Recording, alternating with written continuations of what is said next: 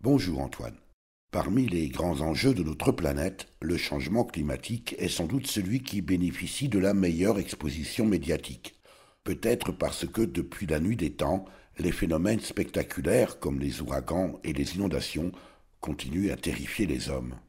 Toute cette semaine et jusqu'au 17 novembre se déroule à Bonn, en Allemagne, la COP 23.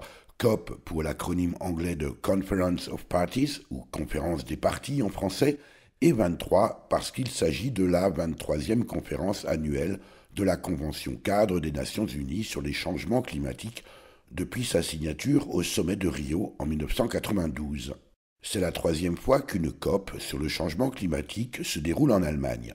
La COP 1 s'étant déroulée à Berlin en 1995, bien que la COP 23 soit en réalité présidée par les îles Fidji, mais se déroule à Bonn pour des raisons de logistique. Si l'on désespère à juste titre de la faible avancée des États en matière de lutte contre le changement climatique, avons-nous, à l'échelle individuelle, modifié significativement nos comportements dans ce domaine depuis 23 ans?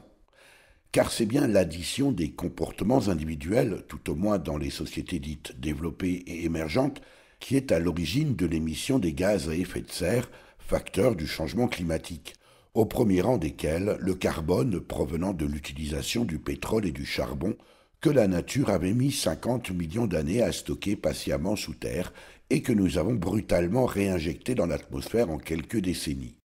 Ainsi, nos modes de déplacements individuels, mais aussi nos modes alimentaires et vestimentaires, impactent-ils directement le changement climatique?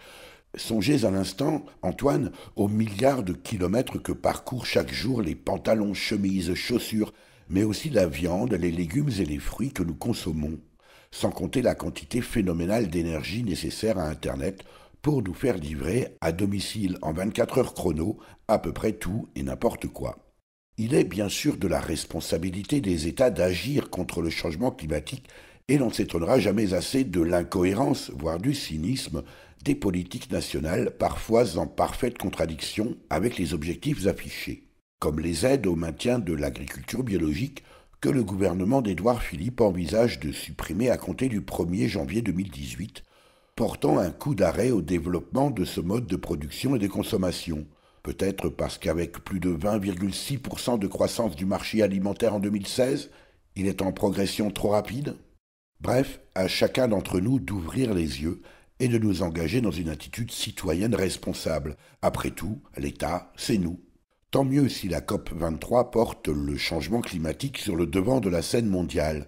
On aimerait qu'il en fût de même pour la situation des 815 millions de personnes souffrant de la faim, soit 11% de la population mondiale, selon le dernier rapport annuel des Nations Unies sur la sécurité alimentaire mondiale et la nutrition. D'autant que tout est lié.